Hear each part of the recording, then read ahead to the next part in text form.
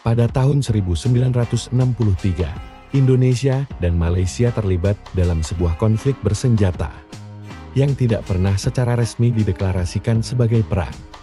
Konflik ini disebut sebagai Ganyang Malaysia oleh Presiden Soekarno, yang menentang pembentukan Federasi Malaysia oleh Inggris. Indonesia menganggap Federasi Malaysia sebagai bentuk neokolonialisme Inggris yang mengancam revolusi Indonesia. Federasi Malaysia terdiri dari Malaya, Singapura, Sabah, dan Sarawak. Keempat wilayah ini sebelumnya berada di bawah kekuasaan Inggris. 2 tahun sebelumnya, Perdana Menteri Malaya, Tunku Abdul Rahman, mengusulkan pembentukan Federasi Malaysia sebagai cara untuk mengakhiri penjajahan Inggris dan meningkatkan kerjasama antara negara-negara di Asia Tenggara. Namun, usulan ini ditentang oleh Indonesia dan Filipina yang memiliki klaim terhadap sebagian wilayah yang akan masuk ke dalam Federasi Malaysia. Indonesia mengklaim Kalimantan Utara Sabah, sementara Filipina mengklaim Sabah melalui hubungan sejarah dengan Kesultanan Sulu. Selain itu, Indonesia dan Filipina juga mendukung gerakan pemberontakan di Brunei, Sarawak, dan Sabar yang menolak bergabung dengan Federasi Malaysia.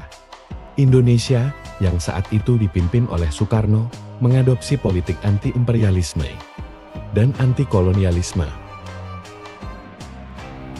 Pada 20 Januari tahun 1963, Menteri Luar Negeri Indonesia Subandrio mengumumkan bahwa Indonesia mengambil sikap bermusuhan terhadap Malaysia.